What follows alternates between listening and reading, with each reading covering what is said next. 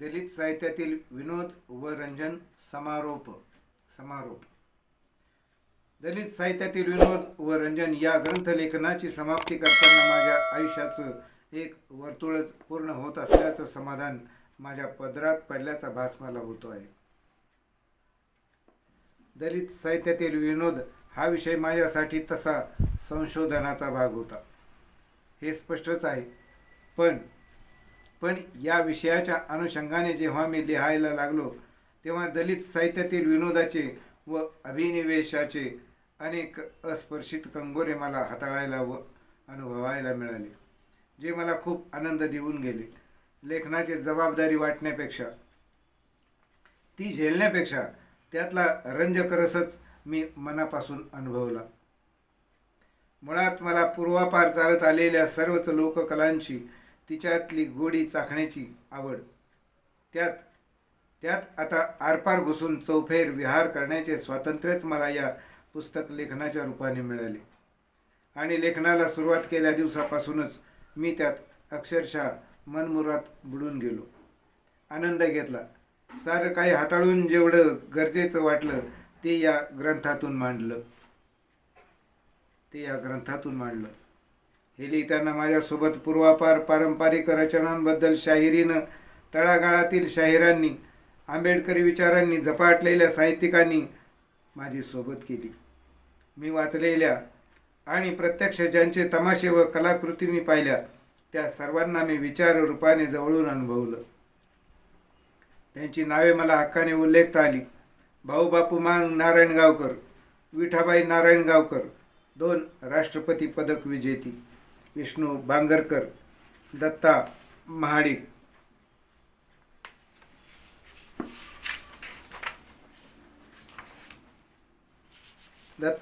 पुणेकर, चंद्रकांत ढवळपुरीकर असे अनेक शाहीर व पाहिलेले कलावंत स्मृती रूपाने मला पुन्हा आठवले. प्रथम पासूनच्या शाहिरी रचना अभ्यासता आल्या. गणेश स्तवन ते श्रीकृष्णाच्या लीला, त्यांची रूपे भक्ती रसाने न्हालेली मला जाणवली. शृंगार आणि प्रेमरस म्हणजे शाहिरांनी वाटलेला मनोरंजनाचा खजिनाच. त्यातील भावावस्था अनुभवल्या. विविध तमाशा कलाकारांनी टोकाची केलेली विनोद निर्मिती मनाला टवटवीत करीत जात होती. प्रसंग, संवाद, नाट्यात्मकता, अतिशयोक्तीपणा, भावभावनांचा कल्लोळ, अश्लील वाटणाऱ्या शब्दांनी आणि प्रसंगांनी जागोजागी केलेलं मनोरंजन, द्वयार्थी शब्दरचना, त्यांच्या विशिष्ट उच्चार व असलेल्या आवाजाने निर्माण केलेले नादमाधुर्य, त्यांनी स्त्री सौंदर्याचा आपल्या थेट वर्णनातून केलेला आविष्कार, स्त्रीच्या मोहकतेची, प्रीतीची, अवयवांची आपल्या लेखणीतून वाढवलेली गोडी अप्रतिमपणे चाखली. तिच्या रंगाचे, नटण्या थटण्याचे, अंगविक्षेपात्मक अदाकारीचे, मोहक व मादक अवयवांचे महात्म्य नजरेने मोहविले. सर्वसाधारण माणसांसारखेच अवयव असलेली स्त्री बघणाऱ्याला रंभा, अप्सरा भासण्याचं कारण हे या शाहिरांच्या लेखणीच्या महतीचं. त्यांच्या रचनांनी जसा वीररसाने माणूस छाती काढून उभा केला तसा शृंगार रसाने त्याला स्त्रीच्या अतिव सौंदर्याने तिच्या भोवती जखडून ठेवले. स्त्री पुरुषांचे प्रेम दलित शाहिरांनी चितारलेले प्रखरतेने अनुभवास आले. कुठलाही आड पडदा न ठेवता हे शाहीर थेट रचना करताना दिसले. नायक नायिकांचे ते जवळ येणे, दूर जाणे, भावभावनांचा कल्लोळ व्यक्त करणे, एकमेकाला साध प्रतिसाद देणे, कधी उत्तानता तर कधी बिभत्सता अनुभवास येणे, या सगळ्या गोष्टी घडल्या. कधी कामुक भावना उद्दीपित करणे व उत्तानता ही कुठलीही उल्लेखनीयता नाव न घेता साधून शाहिरांनी जी कमाल केली ती अवर्णनीय. शाहिरांनी वीररस उभा केला तसा विरहरसही, विरहही आणि आंतरिक ओढही, अस्वस्थताही, तसाच त्यांनी पुरुषाच्या वाममार्गाचा उल्लेख करणेही टाळले नाही. त्याच्या बाहेर ख्यालीपणाचा, लोणचटपणाचा, चावटपणा, उन्मत्तपणाचा याचा उल्लेखही करणे सोडले नाही. नात्यात झालेली स्त्रीची छळवणूकही दखलपात्र ठरावी. तसेच समाजातील अनिष्ट चालीरीतींचाही शाहिरांनी समाचार घेतला आहे. करमणुकीचा उच्चांक गाठणारे म्हणजे गाढवाचे लग्न हे हरिभाऊ वडगावकरांनी लिहिलेले वगनाट्य समाज मनाची दूषितता दूर करण्याचं काम या वगनाट्यानं केलं. त्यातील व्यंगात्मकता माणसाला खिळवून ठेवताना दिसते. पुढे पुढे आंबेडकरी शाहिरी करणाऱ्यांच्या रचनांनी ही समाज जागृतीची मशालच हाती घेतल्याचे जाणवते. त्यात परंपरागत चालीरीतीविरुद्ध बंड संचारलेले आढळते. डॉक्टर बाबासाहेब आंबेडकरांच्या विचारांना साक्षी ठेवून चालणारी ही शाहीर मंडळी तेजाने चमचमल्यासारखी वाटतात. त्यात शाहीर वामन कर्डक हे नाव ठळकपणे जाणवले. त्यांच्या अनेक रचना मी ऐकल्या व पाहिल्यामुळे तोही विहार मनाला खूप सुख देऊन गेला. पुढे बाबासाहेब आंबेडकरांच्या नंतर दुभंगलेपणाच्या वस्तुस्थितीवर शाहिरांनी ओढलेले कोरडे लक्षात घेण्यासारखे वाटले. डॉक्टर बाबासाहेब आंबेडकरांचं अवघं व्यक्तिमत्व व जीवन आणि कार्य शाहिरांनी चितारलेलं अनुभवताना वेगळ्या जगात वावरत असल्याचा मला भास झाला. बाबासाहेबांचं प्रेरणादायी असलेलं व्यक्तिमत्व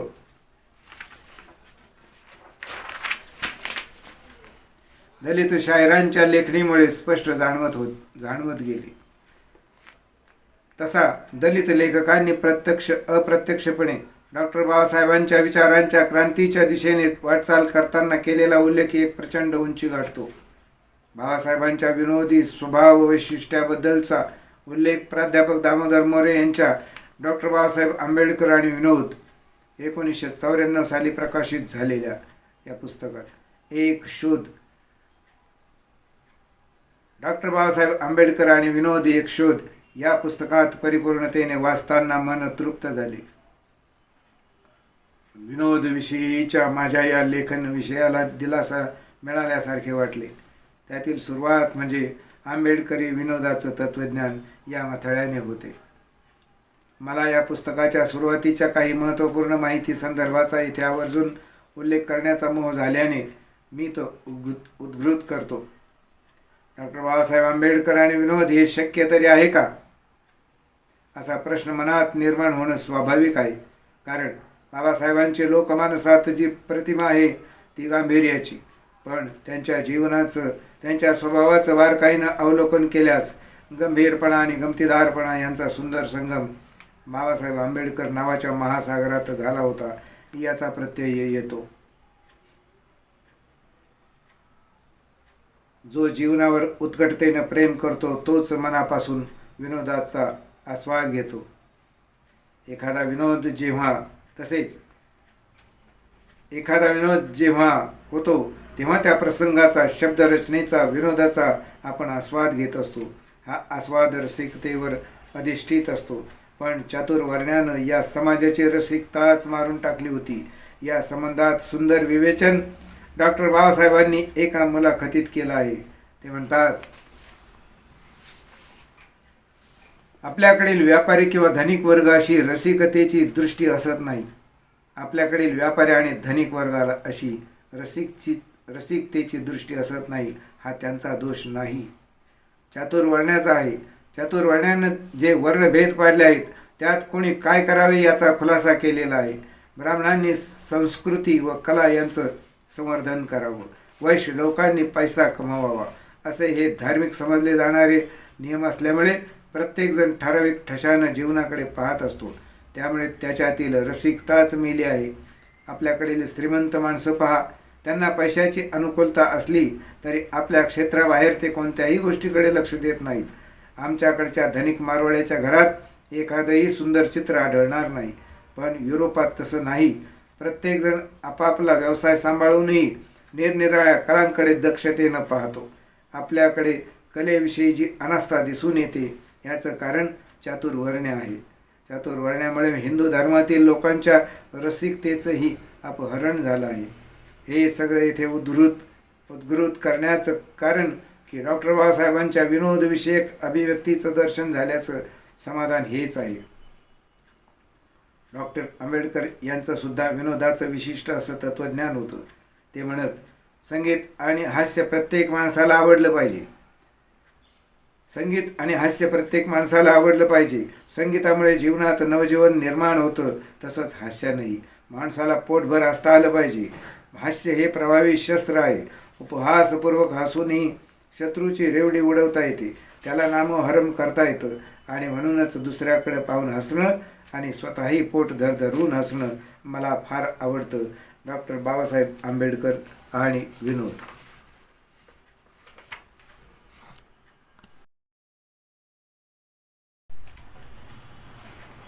बाबासाहेबांच्या या एकाच विचाराने मला हा ग्रंथ लिहायला बळ आलं, स्फूर्ती मिळाली असं म्हणायला काही हरकत नाही. आणि मग माझी नजर दलित साहित्याच्या पानापानातून फिरू लागली. त्यात आत्मचरित्र, कादंबरी, कथा, कविता इत्यादी लेखन प्रकार मी शोधक नजरेने हाताळले. त्यातलं रंजकतेचा आस्वाद घेता येणारं जे जे वाटलं ते इथे व्यक्त केलं. समाजाचं रंजन करण्याची अभिव्यक्ती जिथून सुरू झाली ते सगळं आपण अवलोकन केलं पाहिजे याची जाणीव झाली. शाहिरी परंपरा, लोकनाट्यांनी केलेलं रंजन या दृष्टीने महत्त्वाचं. ते सगळं अभ्यासकानं व वाचकानं ध्यानी घ्यायला हवं. त्याचे आवश्यक माहिती संदर्भ देणे मला गरजेचे वाटले. विनोदाच्या सर्वच प्रकारांची माहिती उद्घृत करावी वाटली. दलित आत्मचरित्र लेखनात 24 डिसेंबर 1978 साली प्रसिद्ध झालेल्या मराठीतल्या मैलाचा दगड ठरणाऱ्या आत्मचरित्राने खूपच परिपूर्णता दिली. माहिती आणि रंजनाच्या दृष्टीने ते आत्मचरित्र म्हणजे बलुत. लेखक दया पवार. लेखकाचे बालपण ते उभं आयुष्य अनुभव श्रेष्ठ वाटलं. बालपणचा अवतार, कपडे, परिस्थिती, भाषाशैलीतला वेगळेपणा सगळंच इतर साहित्यापेक्षा वेगळंच. अंगात येण्याचा प्रकार, शब्दातील अश्लीलता त्या ठिकाणी त्या परिस्थितीत चपकळ बसणारी वाटली. शिव्या घालताना शब्दातील स्पष्टता जाणवली. आई जवळ म्हणाला, जाऊ म्हणू परता हे लईतलं उत्तर. घोडे जाव्या दाम्या हे गावातल्या लैंगिकतेत पछाडलेल्या दाम्याला मिळालेलं विशेषण. हा गोवातला कागद वाचीन ही लेखकाच्या वाचन प्रेमाबद्दल म्हणताना गावातल्या लोकांची मानसिकता. बुद्धायन काय लिहितोस जावायन लिही हे कॉलेजमधल्या मित्रानं लेखकाला मारलेला रिमार्क, ऐकवलेला डायलॉग अशा प्रकारे बिनदिक्कतपणे लेखकाने आपल्या लेखनात अभिव्यक्ती साधली.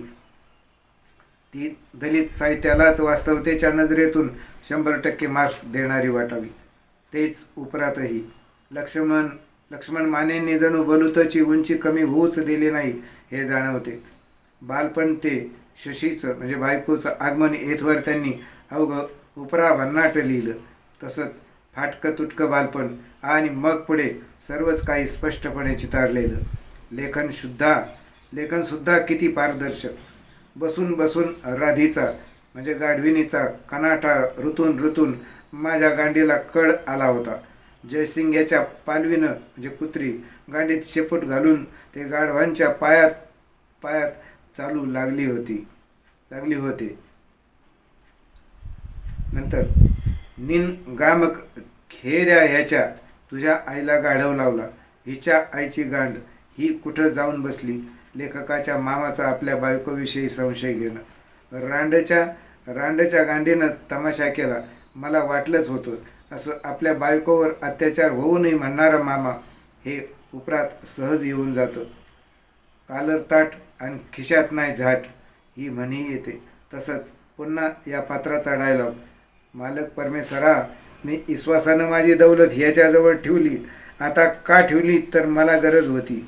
म्या बाई ठेवली ती कामाला निजायला नव्हं. आणि ह्यानं एक पोर काढले आणि त्याला बाईचं उत्तर पहा. आणि त्याला बाईचं उत्तर, महाराज मी मुकं जनावर, हिरवा घास दिसला खाल्ला, रीतिरिवाज कशाला केला हो. ह्यो 4 वर्ष मला घाण ठेवून भायाची म्हणतो या. शेजाला दिलं तो बाजाला देईल. तो का फुकट खाया घालल का. त्यात बायांची जात आणि ढोरांची जात सारखीच म्हणणार स्त्रीपात्र स्पष्टपणाची अभिव्यक्तीच. त्याच्या शेमण्यात रग आहे दुसरी करू दे म्हणणारी पिंगळ्याची बायको. आणि अशा प्रकारचं स्पष्ट वक्तेपणा दाखवणारं वास्तव लेखन उपरातलं एक आगळा वेगळा अनुभव सांगणारं. आत्मचरित्रात लेखकाच्या बापापासून ते नात्यागोत्यात आणि समाजात वावरणाऱ्यातील अनेक लफड्यांचा उल्लेख सहजपणे येऊन जातो. उचल्या हे लक्ष्मण गायकवाडांचं आत्मचरित्रही असंच, पण चोरांच्या जीवन कहाणीचा अनुभव सांगणारं. लेखकानं कोऱ्या वहीवर आपलं नाव लिहिलं म्हणून लेखकाला नवी वही खराब केल्यानं जोड्यानं मारणारं बाप म्हणजे अज्ञान अंधकारात अशिक्षितपणे जगणाऱ्या अडाणी समाजाचंच प्रतिबिंब वाटावं. चोऱ्या कशा करायच्या याचं बाळकडू मिळणारी जणू ही जात. मुद्रांचा उपयोग चोऱ्या करण्यासाठी करण्याचा प्रकार अफलातूनच. चोऱ्यांचे प्रकार विमनस्क करणारे, खिसे कापणारे चोर, गठुडे चोरणारे, ठकवणारे, बोलता बोलता फसवणारे असे हे चोर आणि चोरीचे प्रकार. दादानं काढून आणलेल्या बाईबद्दलही सहजपणे उल्लेख यात येऊन जातो. त्या बाईबद्दल लेखकाला कणव. हागणदारीला बायका तिच्याबद्दल बोलायच्या तेव्हा लेखक लिहितो, बाया मोठ्यानं बोलूनी म्हणून भोपळ्याचे जळालेले भिडे तोडायचे आणि हळूच हागुलाल्या बायाच्या अंगावर टाकायचा. बाया गपचिप जल्दी हागायच्या बंद करायच्या आणि शिव्या देत निघून जायच्या. आईलावाबाबत तर लेखक सांगतो, आईलावा बायकांच्या गळ्यातले दागिने मारायची, आडतीवरचे गठुडे मारायची. ती दारू पेल्याशिवाय चोऱ्या करायची नाही. तिला रोज दारू लागायची, सतत गांजा बिड्या वाढायची असं परखड व्यक्तिचित्रणही लेखक करून जातो. स्वतःच्या बायकोबद्दलही लक्ष्मण गायकवाड परखड लिहितात. बायकोच्या मावस बहिणीबद्दल लिहितात, तिला 3 नवरे झाले, भारी कपडे घालून चोऱ्या करायची, ती रोज 4-5 लिटर शिंदी एक प्रकारची दारू घ्यायची असं हा लेखक काहीच हातचं राखून न ठेवता लिहितो. हा वास्तववादाचा परमोच्च बिंदू ठरावा. मग पार्थ पोळके यांचं अभ्रान हे आत्मचरित्र असाच स्पष्टतेचा अनुभव देतं. अंधश्रद्धांचा उल्लेख करतं.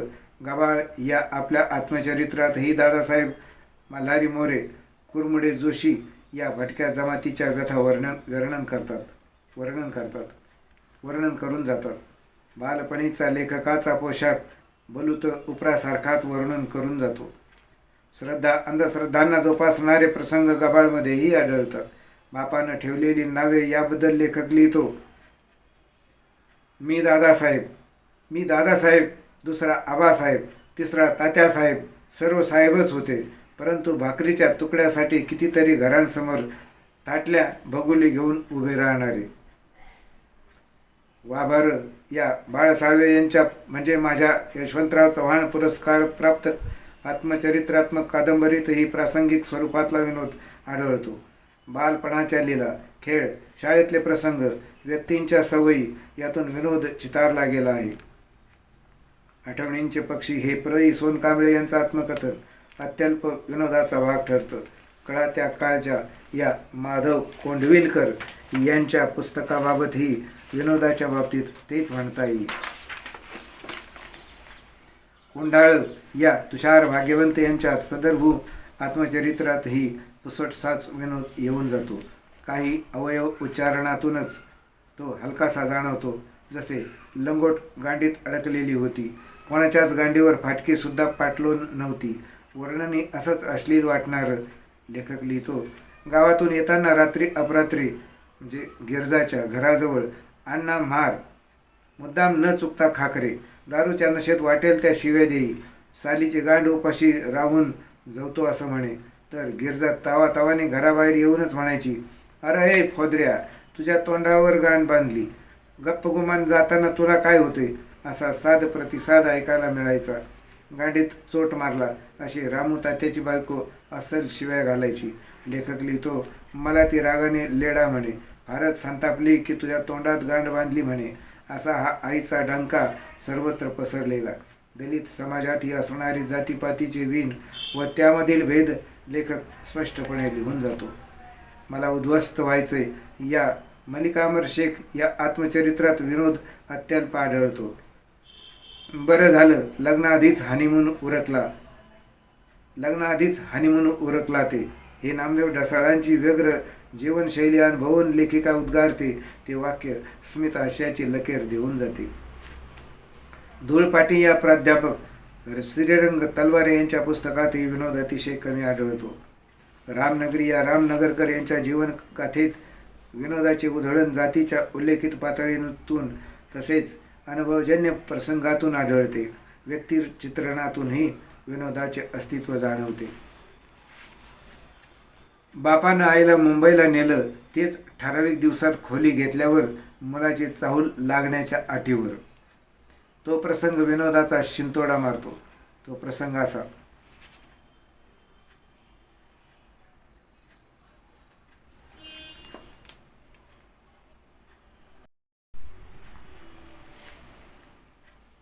एके दिवशी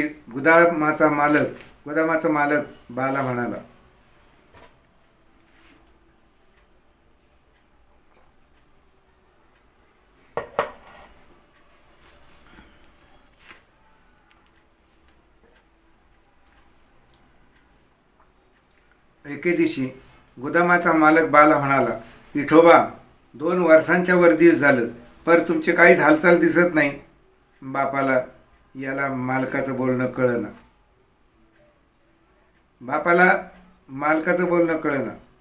हालचाल म्हणजे? अहो, बाहेर माणसं खोळंबलीत, त्यांना बी बायका आहेत, आपल्याला बी पोर व्हावं असं त्यांना वाटत नाही का? मग मी कुठं त्यांच्या आडवा येतोय? बा म्हणला, अहो, आता 2-3 वर्ष झाली तुम्ही नवरा बायको राहताय, तरी तुमची हालचाल दिसत नाही. शेवगावचा तबाजी तुमच्या नंतर आला आणि त्यानं बायको बाळातपणाला पाठवली बी. आता कुठं बाच्या डोसक्यात आलं. मग म्हणतोय कसा? मालक, आता पोर होणं हे काय माझ्या हातात का हाय? तसा मालक चिडून म्हणाला, चायला इतकी जर तुमची ढिलाई असेल तर तुम्ही दुसरी जागा बघा. लेखक पुढे लिहितो, तरीही आम्ही 6 महिने तिथंच राहायचो. आई बाळातपणाला सारोळ्याला आली असं स्पष्ट जीवन रामनगरकर चितारतात. पुण्यासारख्या शहरात टांगेवाल्याकडून फसविले जाणं, मिशेरी लावली तरच संडास येणं, नाहीतर सवयी अभावी नाही, या गोष्टींचा सुद्धा उहापोह समोर येतो. अशा प्रकारे रामनगरी रंजक वाटली. माझ्या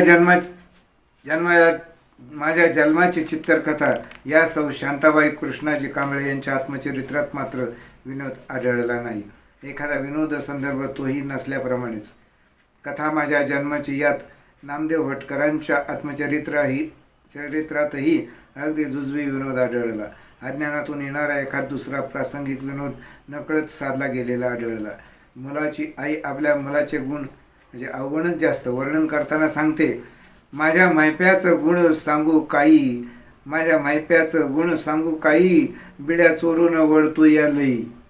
असं गीतातून विनोदाची लहर येते. गांधारीच्या डोळेमध्ये लेखक नागनाथ कोत्तापल्ले यांना व्यक्तिचित्रण आणि माणसांच्या स्वभाव वैशिष्ट्यातून विनोद साधणे शक्य झाले आहे.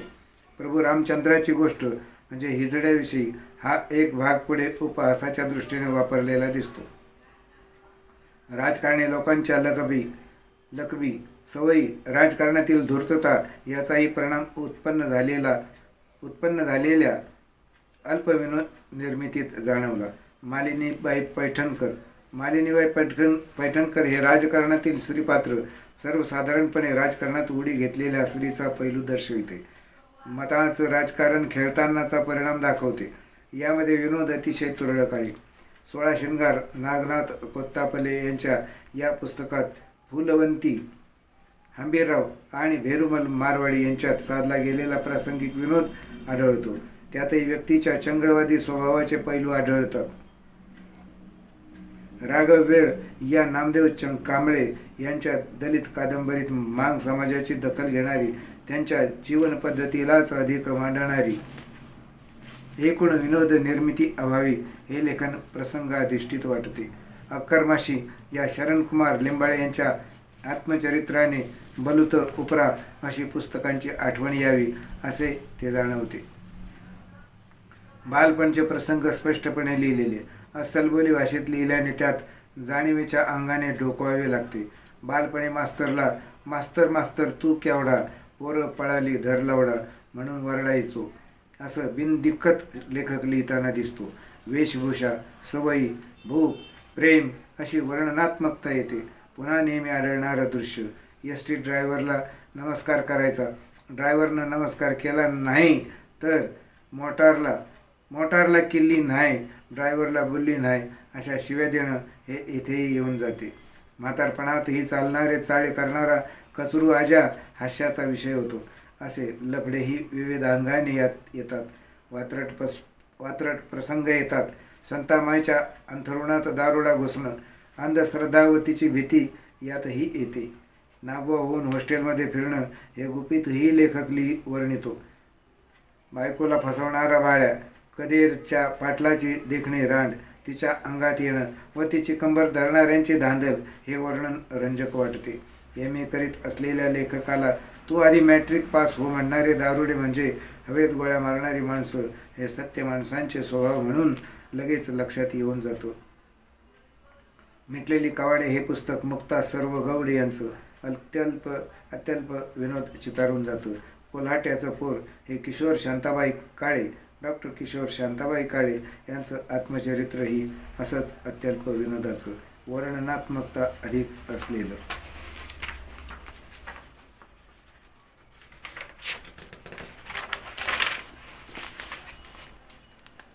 पोखरणी या केशव मेश्राम यांच्या पुस्तकात विनोद जवळजवळ नाहीच.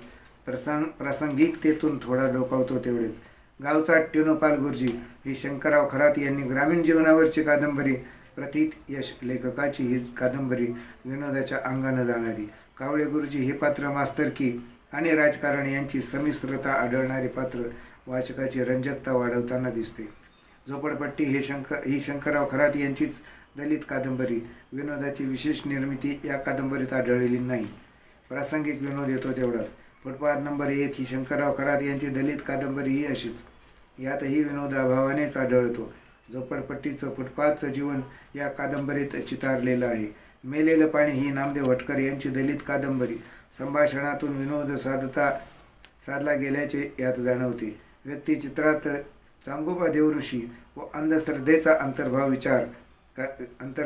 विचार करणाऱ्यांचं रंजन करून जातो. उलट चालीला प्रवाह हो ही नागनाथ कोत्तापल्ले यांची कादंबरी. या ग्रामीण आवलिक दलित कादंबरीत विनोद हा जवळजवळ नाहीच आहे, तो अत्यल्प. गांधारीचे डोळे ही नागनाथ कोत्तापल्ले यांची दलित कादंबरी. नारायण कल्लोळी हा उलट चालीला प्रवाहामधील नायक येथेही आढळतो. यातही विनोदाची अत्यल्पता जाणवावी अशीच आढळलेली ते यथाप्रसंगी स्पष्ट केले आहे. दलित रंगभूमी या लेखक संपादक डॉक्टर भालचंद्र फडके यांच्या एकांकिका संग्रहाचा सदरूह ग्रंथात केलेला अंतर्भाव वानगी दाखल ठरावा. त्यात येणाऱ्या विनोदाचं प्रकटीकरण योग्य ठिकाणी मी केलेलंच आहे. प्रसंग आणि संवादातून आढळलेले विनोद योग्य असे टिपलेले आहेत. दलित कथा यामध्येही वानगी दाखलच दलित कथांचा अंतर्भाव केलेला आहे. हे पुस्तक लेखक संपादक योगेंद्र मेश्राम यांनी रक्ताळलेली लक्तरे या ग्रंथनामाने 1980 साली प्रसिद्ध केले. यातल्या कथांचा विनोदाच्या अंगाने योग्य असा आणि योग्य ठिकाणी दाखला घेतला आहे. दलित कविता हे दलित साहित्यातील महत्त्वपूर्ण दालन. खरं तर ते क्रांतीच्या मार्गाचा अवलंब करणारं, विद्रोहाच्या अंगानं जाणारं. त्यात आढळलेला विनोद हा विनोद कमी, हुंकार जास्त आहे हे मी जाणतो. तरीही त्या प्रकटीकरणाच्या अभिव्यक्तीत जाणवलेलं वेगळेपण मी या ग्रंथात योग्य त्या पद्धतीने सादर केले आहे. माझ्या या दलित साहित्यातील विनोद व रंजन या ग्रंथामध्ये मी माझं सर्वस्व ओतलेलं आहे. ही जीवघेणी धडपड इथे थांबत असतानाही काही प्रश्न माझ्या मनात घोंगावतच आहेत. माझ्या जीवनामध्ये दलित साहित्यिकांना आणि त्यांच्या लेखनाला पराकोटीचं अत्युच्च स्थान आहे. ज्या साहित्यिकांनी आपलं अवघं जीवन कोणताही आडपडदा न ठेवता जगापुढं मांडलं, ती माणसं धाडशी तर आहेतच, पण आपल्या वास्तव जीवनाला उघडपणे मांडणारी प्रामाणिक संस्कारित पिढीच मी मानतो. ही पारदर्शकता संस्कारक्षम जीवनाचं साध्य होऊ शकते.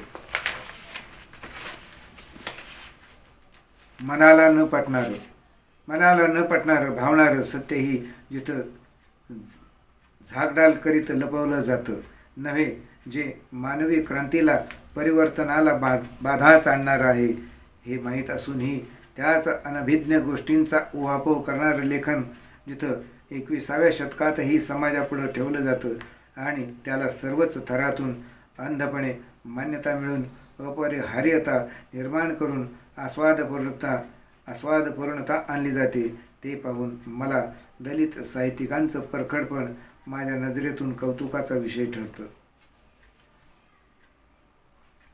या साहित्याला वर्तमान काळात व भविष्यकाळात जसा पूर्वी लोककलांना राजाश्रय मिळून मान्यता होती ती मिळेल का, हा आज माझ्या पुढचा खरा प्रश्न होता.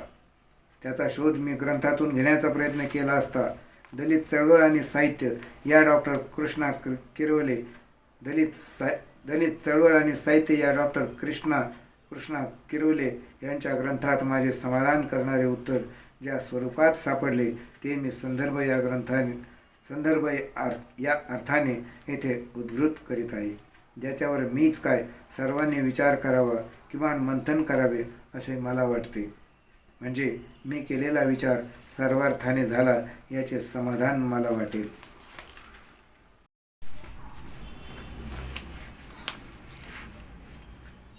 आपल्या दलित चळवळ आणि साहित्य या ग्रंथात डॉक्टर कृष्णा किरवले जे लिहितात त्याचा विचार सर्वांसाठी एक ठळकपणाचा मुद्दा म्हणून घ्यावा वाटला, म्हणून त्यांनी पुस्तकात असणारा त्यांचा संदर्भ असा. दलित साहित्य हे सामाजिक वास्तवावर आधारित असल्याने समाज परिवर्तन हाच त्याचा उद्देश राहिला आहे. परंतु दलित समाजाचे कोणत्या प्रकारचे परिवर्तन झाले आहे याचा प्रत्यय दलित साहित्यात प्रतिबिंबित सामाजिक, धार्मिक, राजकीय, आर्थिक, शैक्षणिक आणि सांस्कृतिक विचारांच्या परिशीलनाने समजू शकतो. परंतु दलित साहित्याच्या अंतर्गत निर्माण झालेल्या सर्व साहित्य कृतींचे सामाजिक परिवर्तनाच्या संदर्भात परीक्षण करणे अशक्य आहे. दलित साहित्यामध्ये आत्मकथा, कादंबरी, नाटक आणि वैचारिक वाङ्मयात मोठ्या प्रमाणावर साहित्य निर्मिती झालेली आहे. दलित साहित्यिकांच्या 3 पिढ्यांच्या निर्मितीचे विशाल भांडार आज उपलब्ध आहे. शाहिरी आणि जलशांमध्ये भाऊ फक्कड, भीमराव कर्डक, पतित पावनदास, केरुबुवा गायकवाड, वामन कर्डक इत्यादींचा समावेश होतो. कवितेच्या प्रांतात नामदेव ढसाळ, केशव मेश्राम, जवी पवार, अर्जुन डांगळे, त्र्यंबक सपकाळे, चेंदवणकर, यशवंत मनोहर, लोकनाथ यशवंत आणि भुजंग मेश्राम इत्यादी. तर कथेच्या क्षेत्रात अण्णाभाऊ साठे, शंकरराव खरात, बाबूराव बागुल, वामन होवाळ, योगीराज वाघमारे, अमिताभ इत्यादी. पठ्ठे बापूरावांना हरविणाऱ्या भाऊ फक्कड यांना मिळावा असा सन्मान या महार शाहिराला मिळाला नव्हे. शाहिरी वाङ्मयाच्या अभ्यासकांना त्यांचे नावही माहीत नाही. आज दलित साहित्याने मराठी साहित्याच्या क्षेत्रात स्वतःचे स्वतंत्र स्थान निर्माण केले आहे. परंतु प्रस्थापित मराठी साहित्य समीक्षकांना दलित साहित्याचा हा वाढता डोलारा बघवत नाही असे जाणवते. कारण ते वस्तुस्थितीकडे दुर्लक्ष करून दलित साहित्यात तोचपणा आहे, हे साहित्य प्रचार की थाटाचे आहे, किंवा दलित साहित्य हे सौंदर्य मूल्य नसलेले साहित्य आहे असे आरोप करतात. विजय तेंडुलकरांचे कन्यादान नाटक तर दलितांच्या आत्मकथनाला खोटे ठरविण्याचे प्रयत्न करते आहे. मुख्यतः दलित व्यक्तीकडून निर्मित प्रत्येक बाब खोटी किंवा हीन ठरविण्याची इथल्या उच्चवर्णीयांची परंपरा असल्याने दलितांचा खरा सांस्कृतिक इतिहास आजही अंधारात आहे. त्यातही चिंतेची बाब म्हणजे उच्चवर्णीयांप्रमाणेच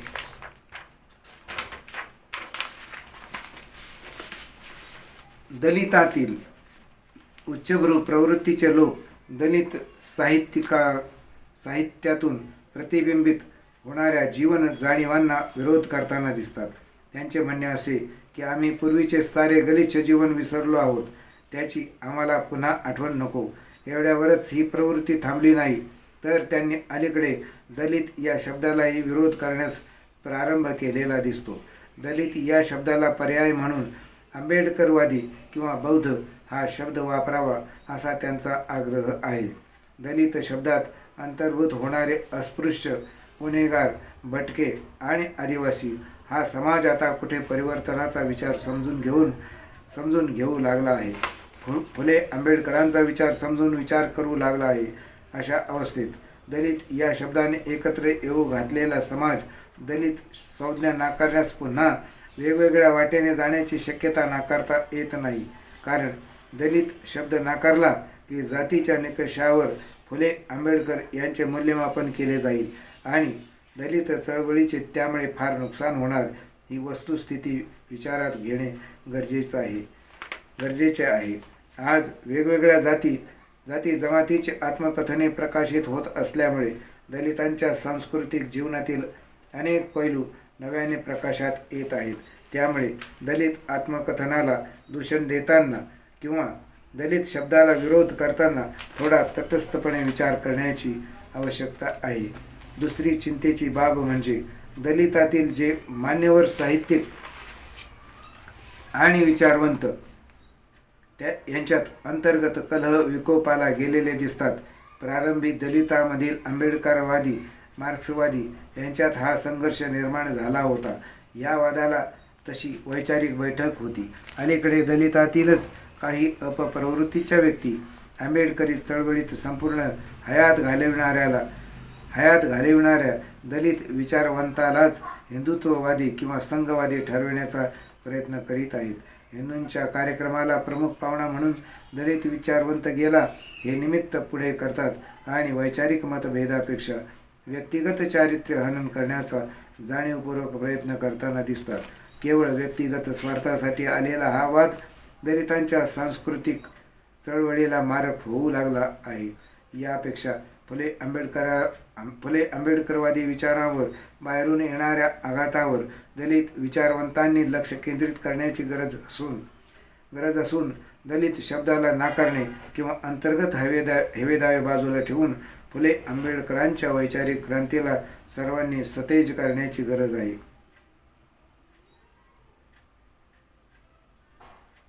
मला माझ्या प्रश्नाचं उत्तर यात मिळालं असं मला वाटल्यानं हे संदर्भ ग्रंथातील लेखनरूपी विचार मी संदर्भ भावनेतून आपणासमोर ठेवले.